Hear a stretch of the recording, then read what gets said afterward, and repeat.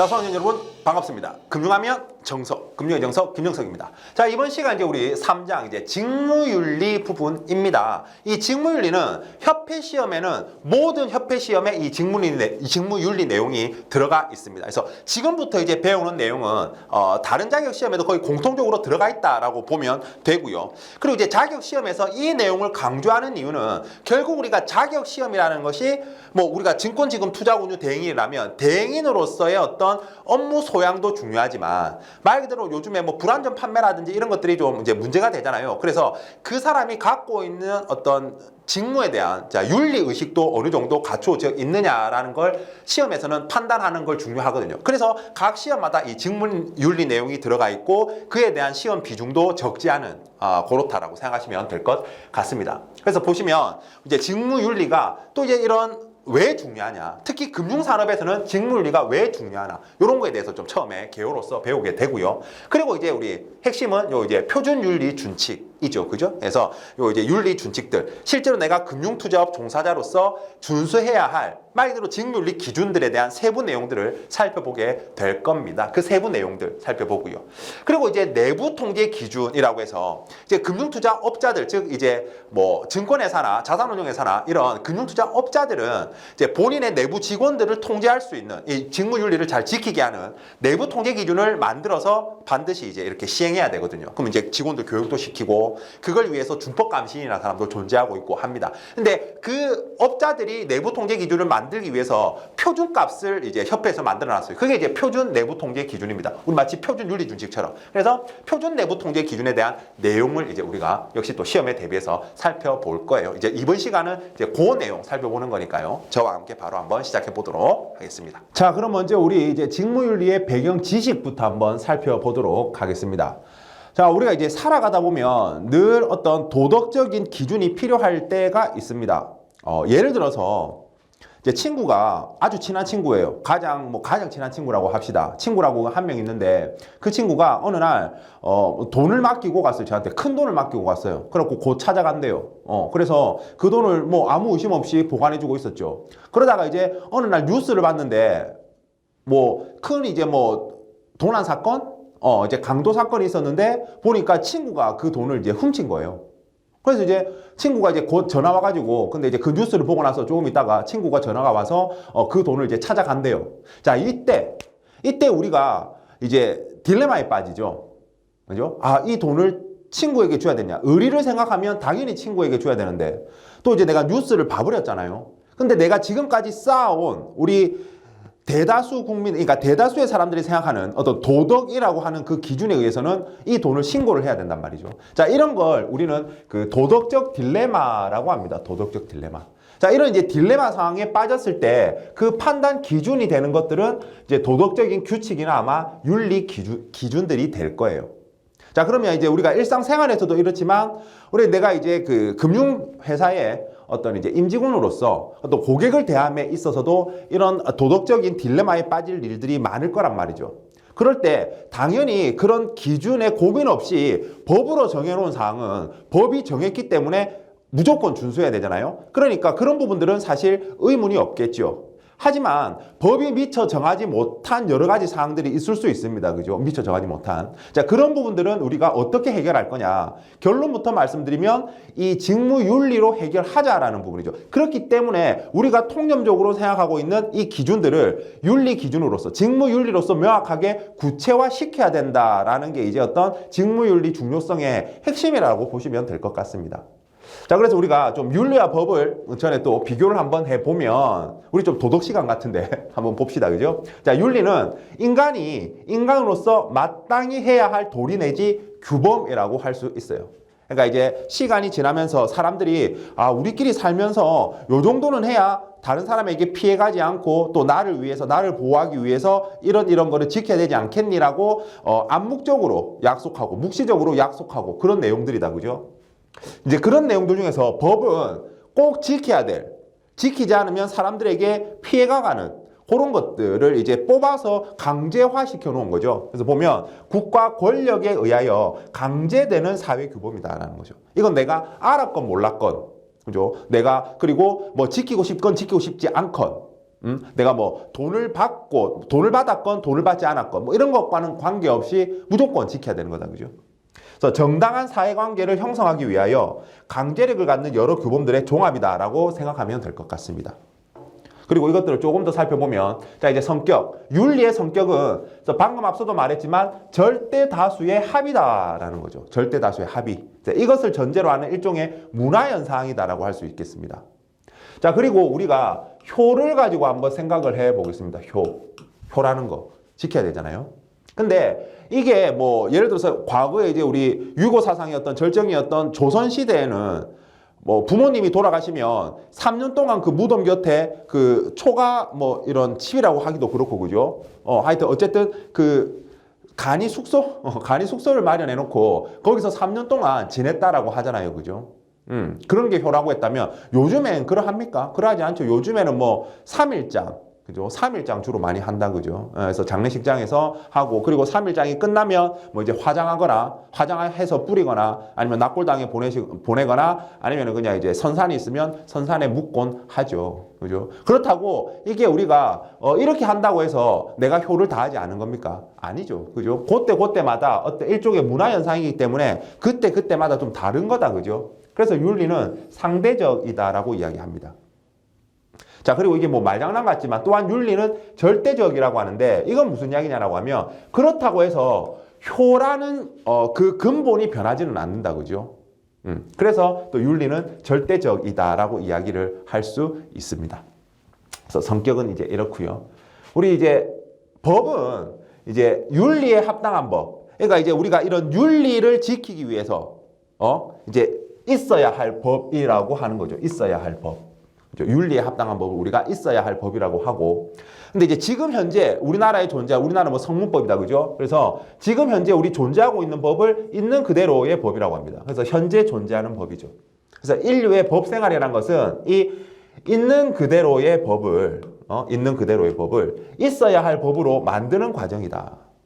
우리 그런 이야기 많이 하잖아요. 뭐 법에 구멍이 많다. 우리나라는 뭐 사기 이런 부분에 대해서 너무 관대하다라든지 이런 것들이 이제 계속해서 조정해 나가는 부분인 거다. 그죠? 그래서 이제 윤리의 목적이 개인의 도덕심 만족이라면 우리 이제 법은 사회 질서를 유지하고 정의라는 걸 실현하는 게 그 목적이다. 그죠? 그래서 법은 궁극적으로 윤리를 실현하는데 그 목적이 있다라는 부분입니다. 이런 이야기들 뭐 어렵지 않죠. 한번 가볍게 받아들이시면 좋을 것 같습니다. 그래서 법과 윤리의 관계는 본질적으로 불가분의 관계다. 뗄래야 뗄 수 없다. 그죠? 당연합니다. 그래서 법의 강제 준수는 무한 반복의 난제. 자, 그냥 법만 무조건 지켜라라고 한다면 이게 또 문제가 생기죠. 어떤 문제가 생기냐? 자, 이 법을 지켜 이러면 당연히 우리 감시해야 할 사람이 필요하다. 그죠? 그러면 또 감시할 사람이 감시하면 그 감시하는 사람을 또 누가 감시해야 되고 또 감시하는 사람을 또 누가 감시해야 되고 이런 무한 반복의 난제를 낳는다라는 거죠. 법만 있다라고 한다면. 그래서 이는 우리 안에 내면화된 준법 정신인 윤리로 해결이 가능하다. 그렇기 때문에 어떤 불가분의 관계다라는 거죠. 그렇죠? 적당히 이제 윤리 의식이 있으면 이런 것들을 해결할 수가 있다는 부분. 자, 그리고 이제 법은 그 성격상 특히 보수적이더라. 그죠? 왜? 고치기가 힘들죠. 우리 법은 일단 국회에서 이제 국회의원들이 이제 뭐 만들고 수정하고 한다. 그죠? 근데 잘 안 하잖아요. 그죠? 뭐 국회 우리 이런 말 하기 좀 그렇지만 일 안 하시잖아요. 그죠? 잘 대부분. 그래서 보수적으로 현대사회에서는 낡은 법과 새로운 윤리가 자주 충돌한다. 따라서 법과 윤리는 시대에 따라 변해야 하지만 그 본질적 목적은 변하지 않는다. 좋은 말들이죠. 이 정도 한번 체크해 놓으시면 될 것 같습니다. 그래서 이런 부분들은 이제 좀 뒤에 중요성 이 부분은 시험에 무조건 나온다라기보다는 어떤 그냥 배경 지식 한번 쭉 가볍게 훑고 넘어간다라고 생각하시면 될 것 같아요. 그래서 보시면서 아까 그 윤리와 법 비교하는 거 그냥 간단하게 좀 보시고. 자, 이제 직무윤리의 중요성입니다. 이제 결국 이제 윤리 경영이라는 부분인데, 자, 우리 기업윤리라는 용어가 있고요. 직무윤리라는 용어가 있는데 약간 용어가 달라요. 그래서 용어 체크만 간단하게 하고 하면 기업윤리라는 것은 포괄적이고 거시적인 개념이다라는 거죠. 약간 뜬구름 잡는 이야기. 옛날에 우리 그 식스 시그마 운동이라고 있었거든요. 좀 다른 예인데 식스 시그마 운동이라고 있었어요. 이제 제조업하는 회사들 불량률을 많이 낮추자. 제가 알기로 아마 식스 시그마가 100만 분의 1일 거예요. 불량. 그러니까 100만 개 중에 하나, 100만 개 만들면 하나 불량이 나오도록 하는 그런 운동이었어요. 그러니까 열심히 잘 만들자라는 부분이었죠. 그러니까 이제 식스 시그마 운동, 자 불량 만들지 말자 이런 것들. 이런 것들이 슬로건이라고 하죠. 이런 슬로건 뜬구름 잡잖아요. 이거 어떻게 불량을 줄일 건데, 그죠? 공정을 어떻게 뭐 첨단화하든가 뭐 그런 있잖아요, 그죠? 이제 그런 게 있어요. 그냥 식스 시그마 운동, 불량을 줄이자. 이런 게 이제 기업 윤리라는 거죠. 뭐 잘하자, 우리 착한 기업이 되자. 이런 것들 있잖아요. 그죠? 그래서 포괄적이고 거시적인 개념이다. 그래서 경영 전반에 걸쳐 모든 조직원에게 요구되는 윤리적 행동이고, 윤리 강령 등 추상적인 선언문 형태다라는 거죠. 윤리 강령. 방금 이야기했듯이. 우리는 착한 기업이 돼야 된다. 착한 기업이 되자. 뭐 이런 거. 하지만 이제 직무윤리 같은 경우에는 구체적이고 미시적인 개념이다. 그래서 조직원 개개인이 업무 중에 지켜야 할 구체적인 윤리적 행동과 태도에 대해서 명시하고 있는 부분인 거죠. 그래서 임직원 행동 강령 등 구체적 기준이다라는 겁니다. 그렇기 때문에 보면 윤리 경영이라는 것은 결국 직무윤리를 기업의 경영 활동에 반영하는 것이다라는 거죠. 그래서 우리 책에서도 이제 우리가 관심 갖고 이야기할 건 직무윤리다라는 거죠. 그래서 구체적인 이제 기준들을 하나씩 살펴본다라는 부분인 거죠. 자, 그렇게 보시면 될 것 같습니다. 자, 그리고 이제 직무윤리와 윤리 경영의 중요성인데 이 부분은 시험에 이제 가끔 나오죠. 지금부터 이제 시험에 좀 대비하시면 되겠습니다. 잘 나옵니다. 자, 현재와 미래는 고도의 정보와 기술에 의한 사회이더라. 그래서 저는 요글만 보면 늘 뭐가 생각나냐면 이게 또 세대 차이일 수도 있는데 터미네이터라는 영화 너무 오래됐죠. 터미네이터라는 영화가 생각이 납니다. 어릴 때 진짜 재밌게 봤는데, 네, 뭐, 1, 2, 3 뭐 계속 나오고 있죠. 이제 뒤로 갈수록 좀 힘을 잃고 있는데, 어쨌든, 터미네이터라는 영화가 어떤 영화냐면, 한마디로 이야기하면, 미래에, 인공지능 컴퓨터, 스카이넷이라고 있습니다. 스카이넷. 얘가 이제 인간을 지배하게 되는 거죠. 그러니까 인간들이 요 스카이넷에 의해서 지배당하는 거죠. 그래서 기계들에 의해서, 인간들이 막 피해를 보고, 그래서 이제 과거로 넘어와가지고, 이제 전사를 보호하고 막 그런 겁니다. 그래서 미래에 이제 그 혁명군 대장을 죽이려고 하고, 그래서 이제 스카이넷도 터미네이터를 보내가지고, 원이 그랬어요. 스카이넷이 터미네이터를 보내가지고 이제 그 죽이려고, 나중에 그 혁명군의 대장, 아예 씨앗부터, 애초에 싹부터 자르려고 하는 그런 이제 내용이거든요. 그러니까 만약 이런 이제 윤리들이 존재하지 않는다면 이런 사회가 도래할 수밖에 없다라는 거죠. 그냥 이것만 보면 터미네이터가 생각나가지고, 네, 그렇습니다. 어쨌든 매우 복잡한 시스템에 의하여 운영되는 사회다라는 거죠. 현재 사회가. 그래서 이렇기 때문에 윤리가 더 중요하다. 아니면 삭막해지잖아요. 너무. 그죠? 요즘에 보면 뭐 이제 비대면 어떤 교육이라든지, 그죠? 어떤 비대면 영업 활동도 많아지고. 그러면 사람과의 정이 좀 또 멀어질 수 있고, 그죠? 이런 상황에서 어떤 윤리 경영이라는 게 중요하더라. 자, 그리고 이제 윤리 경쟁력의 시대더라라는 거죠. 윤리 경쟁력의 시대. 그래서 직무윤리가 곧 새로운 무형의 자본이더라라는 거예요. 무형의 자본. 우리 뭐 소위 이야기하는 뭐 가뚝이라는 용어도 있잖아요. 가뚝이, 그죠? 오뚜기. 이제 착한 기업으로 이제 이미지 메이킹이 잘 되어 있죠. 그러니까 뭐 사람들이 오뚜기가 뭐 하면 역시 오뚜기라고 하면서 잘 응원해주고 하잖아요. 그죠? 그러니까 엄청난 이제 광고 마케팅 효과도 생기고, 그죠? 새로운 무형의 자본이더라. 그 말이 즉슨 꼭 반대로 이야기하면 비윤리적 행동은 더 큰 사회적 개인적 비용을 초래하더라라는 거죠. 뭐 SNS나 뭐 뉴스에 신문에 간간히 뭐 이제 갑질 나온다, 그죠? 갑질. 그래서 뭐 마스크를 쓰지 않고 뭐 이제 기차 안에서 난동을 부렸네. 우리 옛날에 대한항공, 이제 그 땅콩 회항 사건 이런 것들 보면, 그죠? 대한항공 이미지가 완전 추락하잖아요. 그죠? 재벌 총수들도 막 이미지가 완전 추락합니다. 그죠? 그걸 회복하려면 어마어마한 비용이 들어가겠죠. 그죠? 다음에 가장 적은 거래 비용이 발생할 수 있도록 위험을 통제하기 위해서 직무윤리를 요구한다. 애초에 그런 상황을 통제하기 위해서. 그러니까 직무윤리를 잘 준수한다라는 것은 나를 보호하고, 그죠? 이런 비용을 초래할 사항을 막아주는 거죠. 그죠? 근데 여기서 비용은 하나 좀 조심할 게 명시적 비용뿐만 아니라 거래 비용, 거래할 때 어떤 명시적 비용, 진짜 말 그대로 수수료라든지 이런 것뿐만 아니라 상대방의 위험 비용까지 포함한다. 무슨 이야기냐면 내가 금융투자 상품을 매매할 때 상대방이 운용을 잘못해서 손실날 위험도 있을 거잖아요. 아니면 직원이 실수해서 내 돈이 손실날 위험, 이런 것들. 비용까지 포함한다라는 거, 여러분들. 여기 상대방의 위험 비용까지 포함한다. 이걸 포함한 이제 가장 적은 거래 비용이 발생할 수 있도록 위험을 통제하기 위해 직무윤리를 요구한다. 뭐 이런 말장난 나올 수 있으니까 좀 잘 체크해 놓으시면 되겠습니다. 자, 그리고 이제 생산성 재고를 통한 장기적 생존 목적으로 윤리 경영을 활용한다. 요 이제 나와 좀 비슷한 이야기가 되겠죠. 그죠? 그래서 윤리는 공정하고 자유로운 경쟁의 전제 조건으로 지속적인 성장을 위한 인프라. 그래서 이걸 이제 윤리 인프라라고 하는 거죠. 윤리도 하나의 인프라더라. 지속적인 성장을 위한 그 하나다. 이렇게 보시면 되겠습니다. 중요성에 대해서 우리 이야기를 계속하고 있습니다. 자, 그리고 이제 특히 이제 금융투자업에서는 왜 이렇게 직무윤리가 더 강조되느냐라고 하니까 일단 금융산업의 고유의 속성 때문이다. 어떤 속성? 고객의 자산을 다루죠. 돈을 다룬다라는 거예요. 돈. 아무래도 견물생심이라는 말이 있죠. 물건을 보면 욕심이 생긴다고요. 돈을 맨날 만지다 보면 아씨 나는 돈이 없는데 아니면 갑자기 뭔가 돈이 필요한 상황이 생긴다든지 자기가 어려우면 아무래도 욕심이 생길 수밖에 없죠.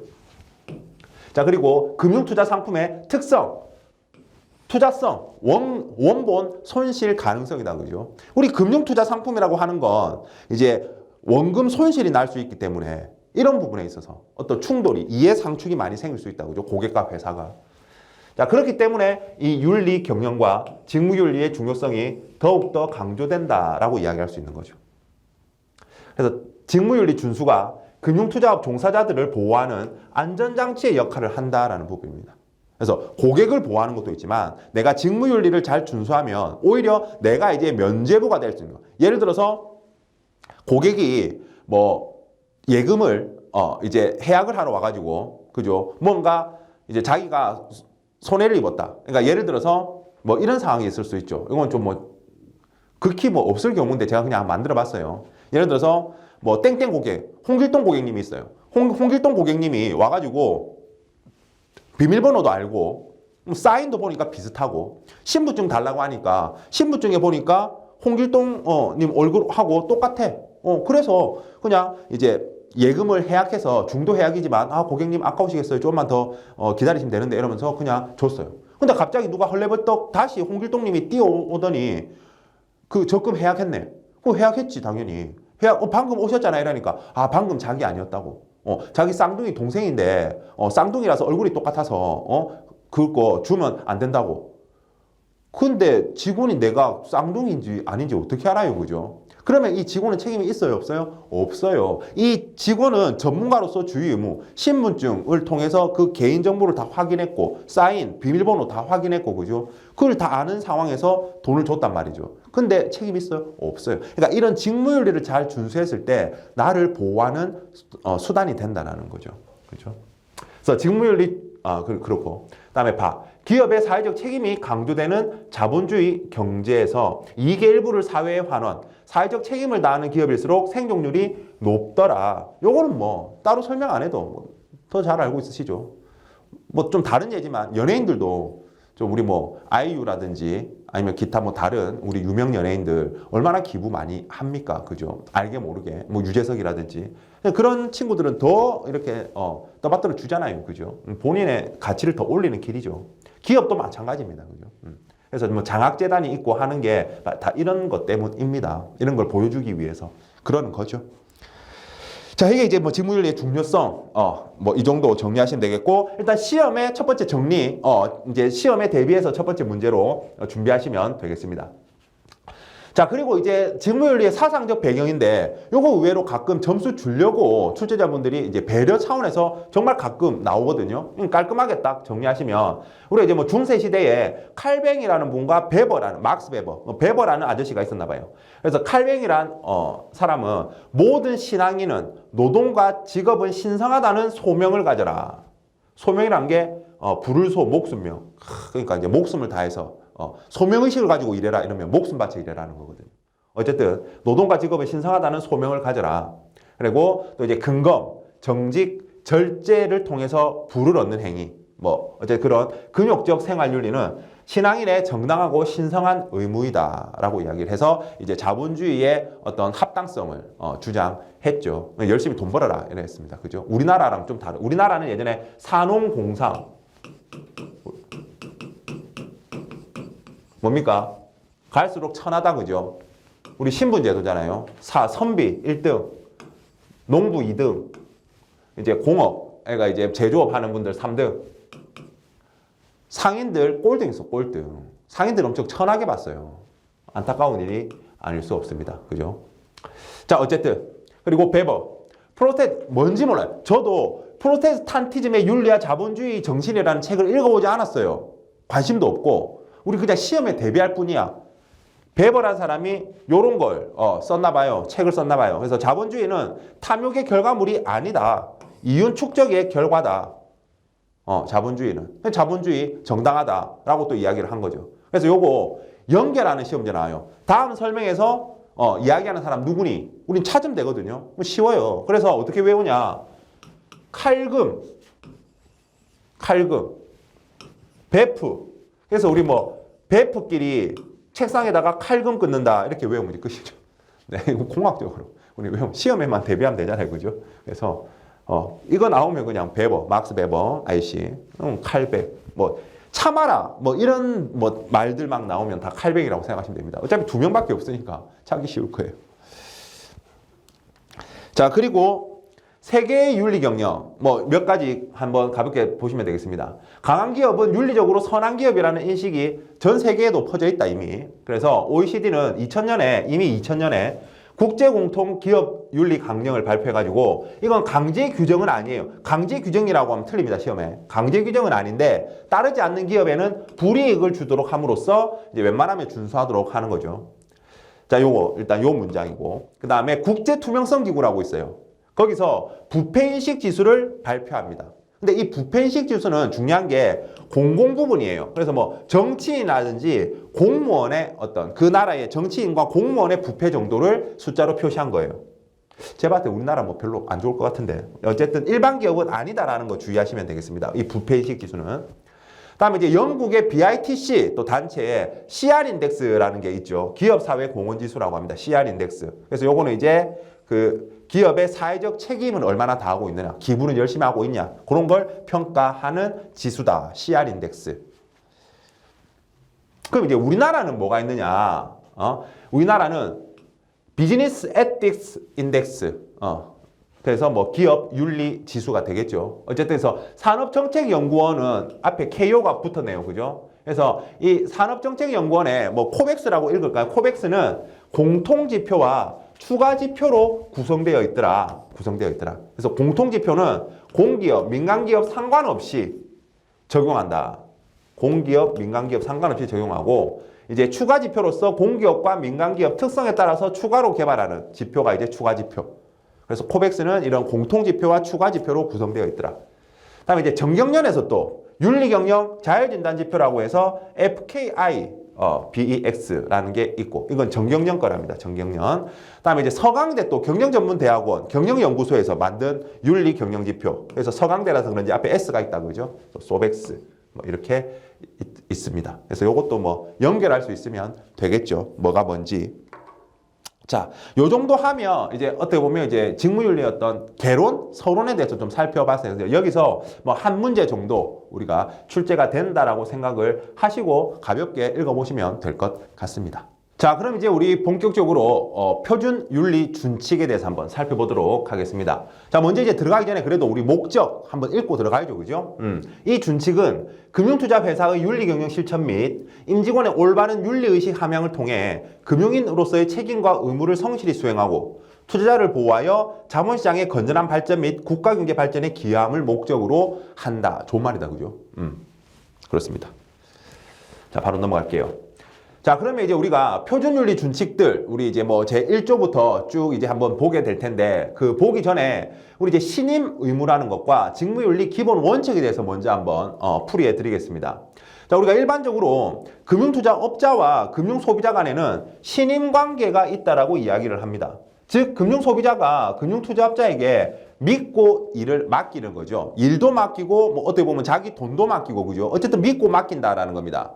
그런 의미에서 신임관계라고 한다면 곧 이는 신임 의무를 발생시킵니다. 누구에게? 금융투자업자에게 신임 의무를 발생시키죠. 즉, 이 신임 의무라 하는 것은 위임자에 대하여 충실 의무.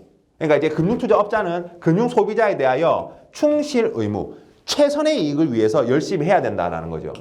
충실 의무라고 하면 최선의 이익이라는 단어를 핵심 키워드로 생각하시면 됩니다. 최선의 이익. 최고의 수익률이 아니에요. 실현 가능한 최대 수익률. 그걸 이제 최선의 이익이라고 생각하시면 됩니다. 최고의 수익률하면 틀립니다. 그래서 충실 의무. 그리고 전문가로서의 주의 의무. 그때 상황마다 고객이 오면 신분증도 확인하고, 그죠? 명확하게 사인, 인감 같은 것도 확인하고, 돈을 달라고 하면 그런 거 다 확인하고, 비밀번호 확인하고 돈을 주고, 뭐 예를 들어서 말입니다. 창구에서 간단한 예를 들자면 그런 게 이제 전문가로서의 주의 의무죠. 이런 것들이 이제 발생한다라는 겁니다.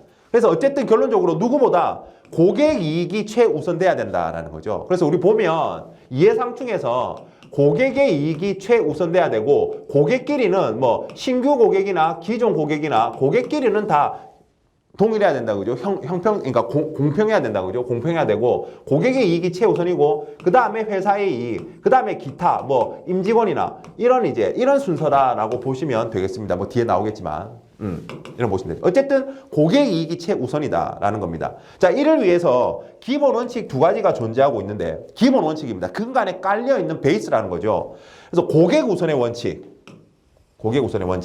표준윤리준칙의 제2조에 나와 있습니다. 그 다음에 4조에 나와 있는 신의성실의 원칙이라는 겁니다. 신의성실의 원칙은 단어 많이 들어봤죠, 그죠? 신의성실의 원칙. 그래서 고객 우선이고, 신의를 지키고, 우리 신인관계이기 때문에 신의를 지키고 성실히 하자. 그 성실히 함은 이런 것들이죠. 충실하고 주의 의무를 다하고, 그죠? 그래서 보면 이 두 원칙 준수를 위해서 발생되는 의무가 이제 법으로 정해놓은 건 이해상충 방지, 자본시장법에 있다, 그죠? 이해상충 방지.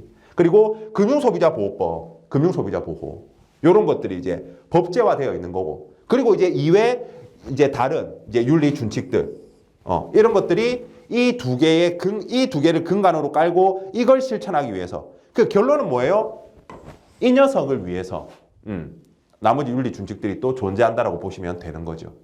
그죠? 이렇게 시스템을 이렇게 좀 이해하시면 될 것 같습니다.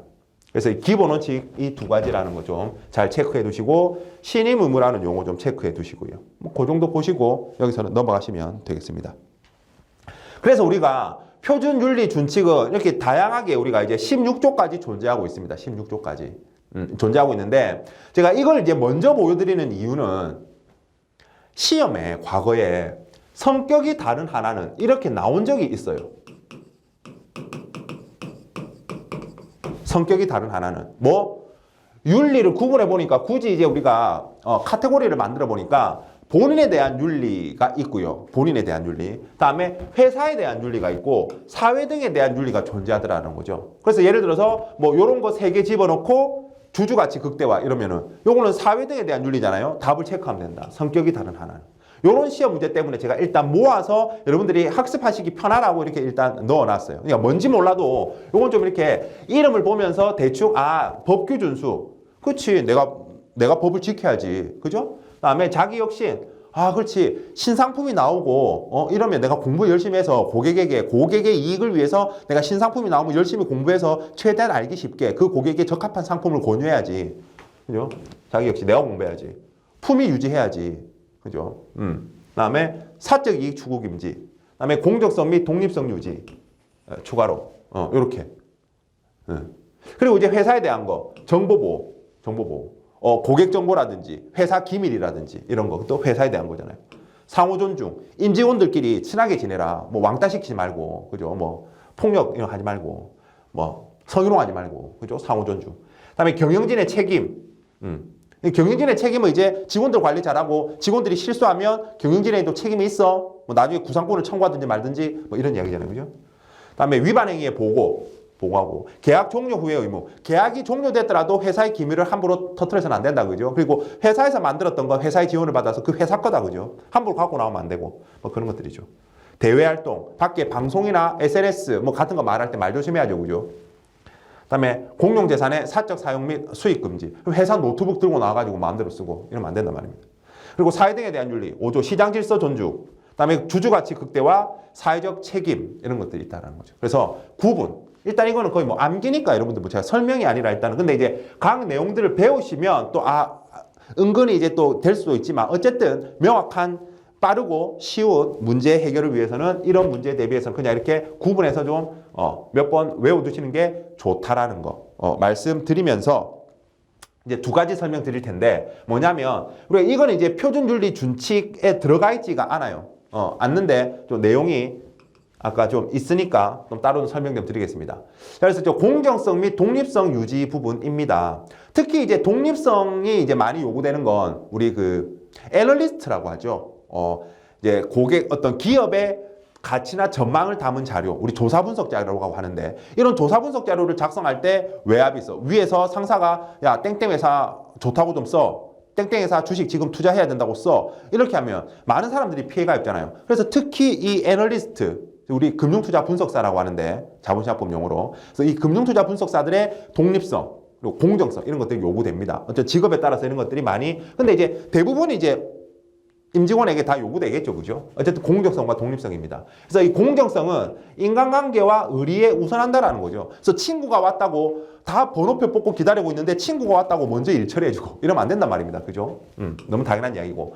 독립성, 자기 또는 제3자의 이해관계에 의하여 영향을 받는 업무 수행 금지. 일단 이거. 그러니까 예를 들어서 영업직이에요.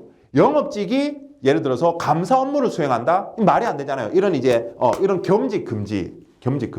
그죠? 다음에 이제 객관성 유지. 아까 이야기했던 거. 외압을 준다든지 그런 받을 자리에 있다든지. 그러니까 애널리스트가 어떤 기업 영업하는 IR 어떤 부서에 들어가 있다든지 이런 건 말이 안 되잖아요, 또. 그죠? 자, 그런 것들입니다. 용어 이렇게 노란색 중요한 거 좀 잘 체크해 두시고. 다음에 이제 공정성과 독립성을 유지해야 하는 대표적 업무, 방금 이야기했지만 조사 분석 업무다라는 겁니다. 조사 분석 업무. 그래서 임직원이나 그러니까 이제 경영진이나 회사는 부당한 압력이나 권한 행사 금지다 이들한테, 그죠? 그리고 또 본인들은 독립적 업무 수행을 위한 그 회사는 또 독립적 업무 수행을 위한 내부 통제 기준을 마련해야 된다라는 거죠. 뭐 이런 것들 정도 읽어보시면 되겠습니다. 뭐 어려운 말은 없다, 그죠? 봐두시고. 공용재산의 사적 사용 및 수익 금지 이야기했잖아요, 그죠? 회사 노트북 막 마음대로 쓰고 A4지 마음대로 쓰고 막 회사 커피 막 집에 들고 가고. 그래서 회사의 비품 또는 자재 사적 사용이라든지 정보 무단 유출이라든지 그다음에 업무와 무관한 PC 및 전화, 그죠? 막 네이트하고 막 열심히 네이트 아니죠? 카톡 막 열심히 하고 막 그죠? 네이트 언제쯤 네이트입니까? 카톡하고. 그래서 회사 재산 부당 유용 및 유출 시 형사처벌 대상 가능하다라는 거죠. 또 절도잖아요, 그죠? 절도. 자, 이런 내용 체크해 주시면 되겠습니다. 자, 그러면 이제 우리 본격적으로 준칙들 하나하나씩 살펴보도록 할게요. 자, 2조는 고객 우선입니다. 우리 고객 우선의 원칙이었다, 그죠? 회사와 임직원은 항상, 그죠? 항상 고객 입장에서 생각하고 고객에게 보다 나은 금융 서비스를 제공하기 위해서 노력해야 한다라고 되어 있습니다. 그래서 이 부분 좀 설명을 해보면 금융투자업자와 투자자 사이는 기본적으로 신임관계에 있더라. 아까 앞에서 이야기했다, 그죠? 신임관계에 있더라. 그래서 금융투자업자는 신임 의무가 발생해요. 그래서 금융투자업 종사자들은 투자자를 보호하여야 하는 엄격한 보호 의무를 부담한다라는 부분인 거죠. 그렇습니다. 자, 그 다음에 제3조 법규 준수입니다. 자, 회사와 임직원은 업무를 수행함에 있어 관련 법령 및 제규정을 이해하고 준수하여야 한다. 법규. 그래서 중요한 말 이거죠. 내가 돈을 받고 있건 안 받고 있건, 내가 계약직이건 정규직이건 뭐 일용직이건 뭐 계약을 했건 안 했건, 내가 알고 있었건 모르고 있었건, 그죠? 또 그러니까 임시직이건 뭐건 그런 것과는 상관 있다 없다? 상관없다. 법이라는 건 무조건 지켜야 되는 거잖아요, 그죠? 법은 그렇습니다. 그래서 뭐 지문에 부득이한 경우 뭐 안 지킬 수 있다 뭐 이러면 다 틀린 표현이다, 그죠? 상관없이 무조건 지켜야 된다. 그래서 여기서의 법규는 인접 분야의 법령, 감독기관의 규정, 그래서 뭐 자본시장법이라면 인접 분야의 다른 뭐 은행업법, 뭐 보험업법, 그죠? 그리고 금융감독원의 어떤 금융감독원 규정, 금융위 규정이라든지, 그죠? 그다음에 회사의 사규 이런 것 등을 모두 포함한다. 그죠? 다 지켜야 될 것들이다라는 거죠.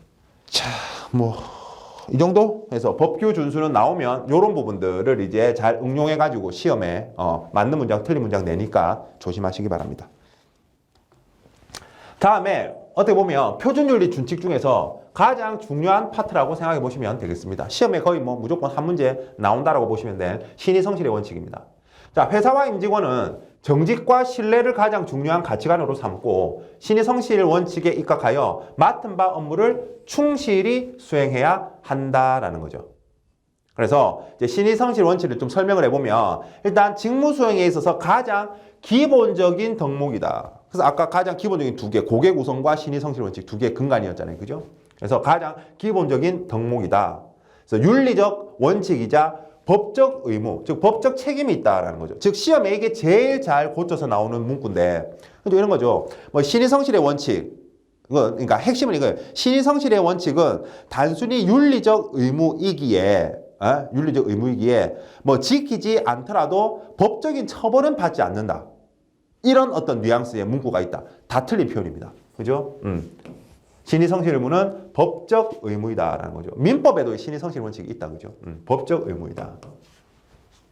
그래서 자본시장법에 보면 자본시장법 37조에도 신의 성실 의무를 정하고 있단 말입니다. 어떻게 정하고 있느냐?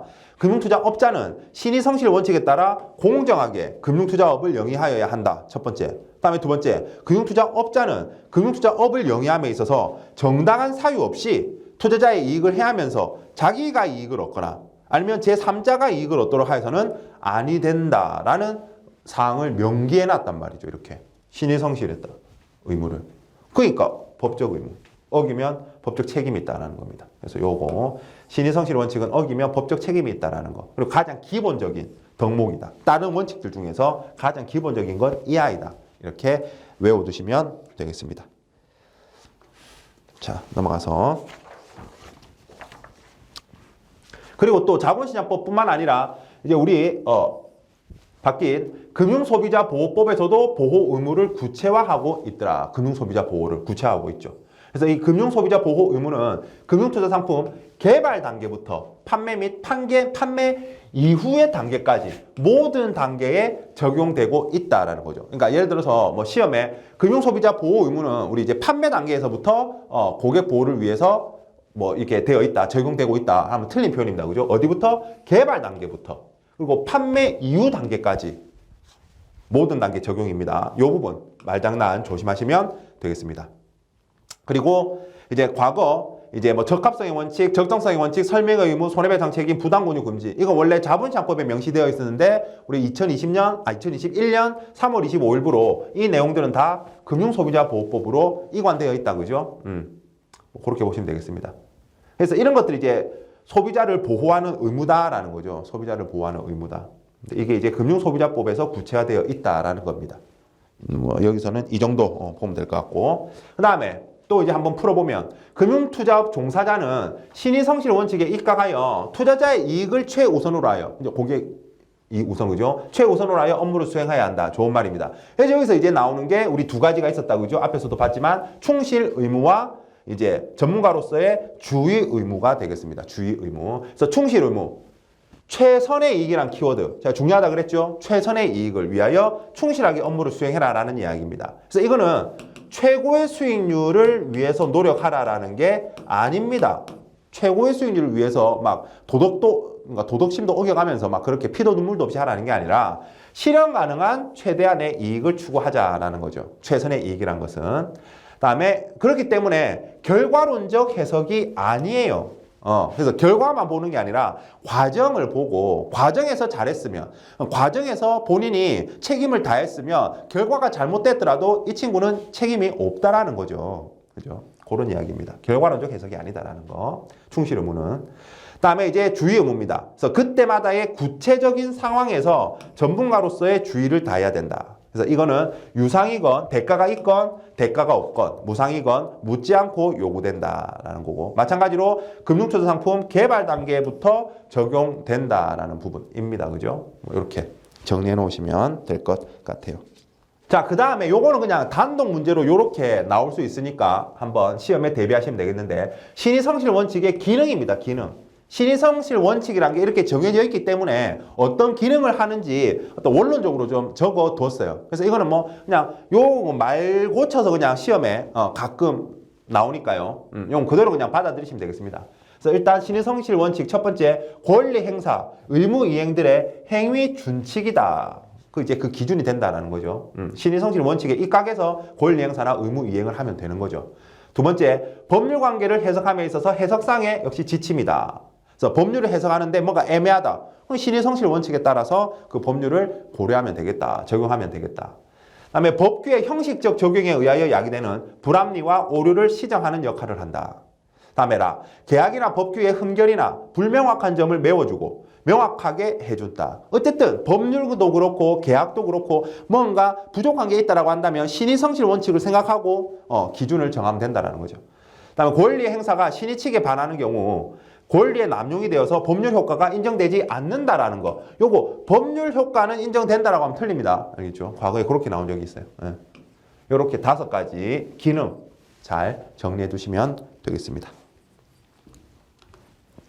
자, 그리고 이제 또 시험에 거의 뭐 무조건 나온다라고 보시면 되죠. 이해상충 방지 체계입니다. 이해상충 방지 체계. 결국 우리가 신의성실 원칙에 입각해서 충실 의무, 고객 이익을 최우선으로 한다라는 것은 회사와 고객의 이익이 상충했을 때 고객을 우선적으로 생각하자라는 부분이잖아요. 그죠?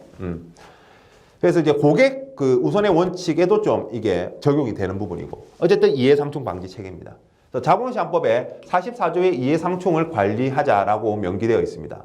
자, 금융투자업자는 금융투자업의 영위와 관련하여 금융투자업자와 투자자 간, 특정 투자자와 다른 투자자 간 이해상충을 방지하기 위하여 이해상충이 발생할 가능성을 파악평가하고, 다시 누구? 금융투자업자와 투자자 사이에 아니면은 투자자들 사이에 이해상충을 방지하기 위하여, 그죠? 그 발생할 가능성을 파악평가하고 내부 통제 기준이 정하는 방법 및 절차에 따라서 이를 적절히 관리하여야 한다라고 자본시장법에서 정하고 있습니다.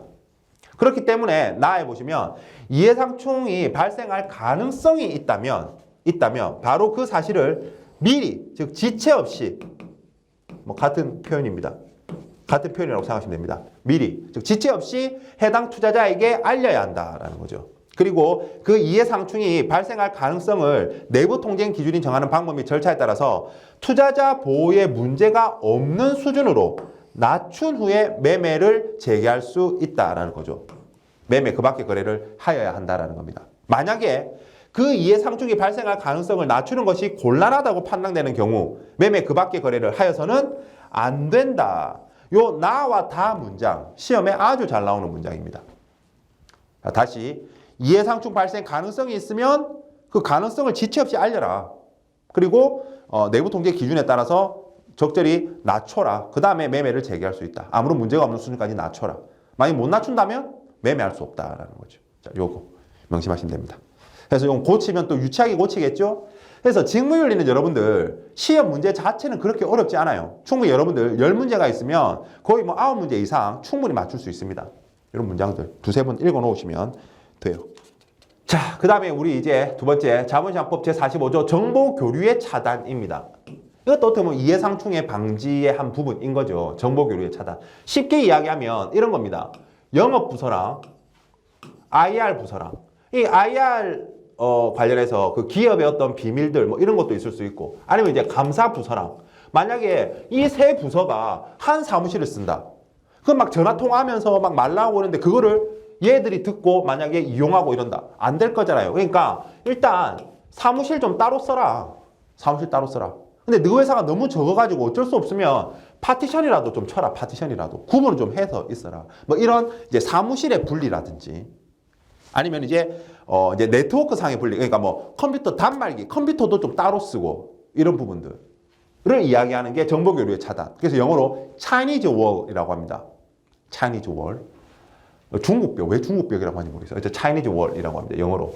그래서 금융투자업자는 금융투자업 등을 영위하는 경우 내부 통제 기준이 정하는 방법 및 절차에 따라 미공개 중요 정보 등 대통령령으로 정하는 정보의 교류를 적절히 차단해야 한다. 그죠?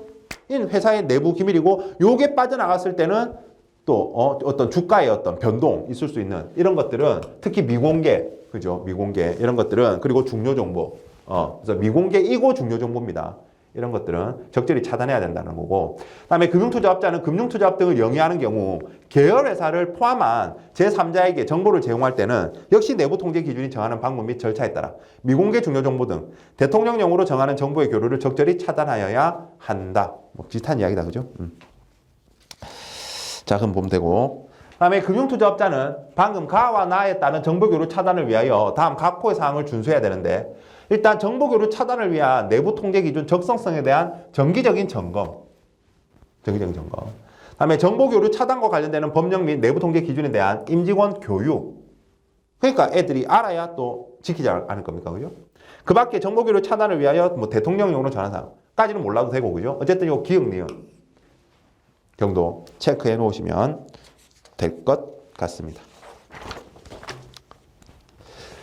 자, 그리고 이제 이해상충과 관련해서 그 외에 일단 자기 계약 금지. 회사가 고객이 얘가 이제 주식 어떤 의뢰 같은 거, 그러니까 예를 들어서 얘가 중개업자예요, 중개업자. 이렇게 먼저 설명하면 어려우니까 이렇게 이렇게 한번 생각해 볼까요? 우리 부동산 갔는데 복덕방 아이씨 이제 부동산 중개인이다, 그죠? 부동산 중개인. 그래서 내가 집을 보러 갔어요. 집을 보러 갔는데 복덕방 아저씨가 이런 집을 보여주네. 이제 보여주는데 이 집이 좋다고 사겠다고 하니까 아저씨가 주인이래요. 복덕방 아저씨가 주인이래. 이런 거 돼요? 이런 거 안 돼요, 여러분들. 이런 거 안 돼요. 복덕방 아저씨는 중개인이에요. 중개인은 주인과 계약자를 연결시켜 줄 뿐이에요. 거기에 대한 수수료를 받아가는 거죠. 그죠? 본인이 거래의 대상이 되면 안 된단 말입니다. 자기 계약은 안 된단 말이에요. 그죠? 금융투자업자도 마찬가지입니다. 연결해줌에 있어서 연결만 해줘야지 본인이 그 거래의 대상, 중개를 해주면서 본인이 그 거래의 대상이 된다. 이건 안 된단 말입니다. 그 말이고요. 다음에 또 비슷한 이야기죠. 자신이 발행한 증권에 대한 조사 분석 자료를 지가 만들어가지고 지가 만든 상품에 대해서 조사 분석 자료를 지가 만들어. 이게 뭐야? 이게 자화자찬할 거예요. 그죠? 안 된다는 부분입니다. 자, 그리고 이제 이익 상충 시 우선순위 앞에서 이야기했다, 그죠? 고객, 뭐 신규 고객이건 기존 고객이건 당연히 동일해야 된다. 고객들 또 그리고 고객들끼리는 그래서 형평에 맞아야 된다, 그죠? 공평해야 된다. 그리고 그 다음이 회사고 그 다음 기타 뭐 임직원이나 나머지다. 이렇게 우선순위 잘 알아두면 되고요. 그리고 만약에 이제 이해상충의 대표적 사례가 뭐냐라고 시험 문제에 옛날에 나온 적이 있어요. 답은 무조건 과당매매입니다. 과당매매는 지나치게 빈번하니까 적합성의 원칙에 비추어 봤을 때, 적합성 원칙에 비추어 봤을 때 그 고객에게 적합하지 않은, 즉 지나치게 빈번하게 매매를 하는 겁니다. 그러면 뭐가 많이 발생해요? 매매 수수료가 많이 발생해죠. 그럼 회사 입장에서는 수수료 수익이죠. 근데 고객 입장에서는 수수료가 많이 나가니까 좋지 않단 말이죠. 심지어는 그 거래로 인해서 이익이 발생하더라도 말입니다. 이익이 발생하더라도 적합성의 원칙을 이미 어긴 거기 때문에 과당매매, 이해상충의 대표적 사례로서 직무윤리를 위반한 거다 말입니다. 그래서 시험에 그런 말들 나온 적도 있죠. 그래서 이익이 났을 경우에는 상관없다. 아니에요. 이익이 나더라도 과당매매는 안 된다라는 부분입니다. 자, 요 정도 보시면 우리 될 것 같은데요.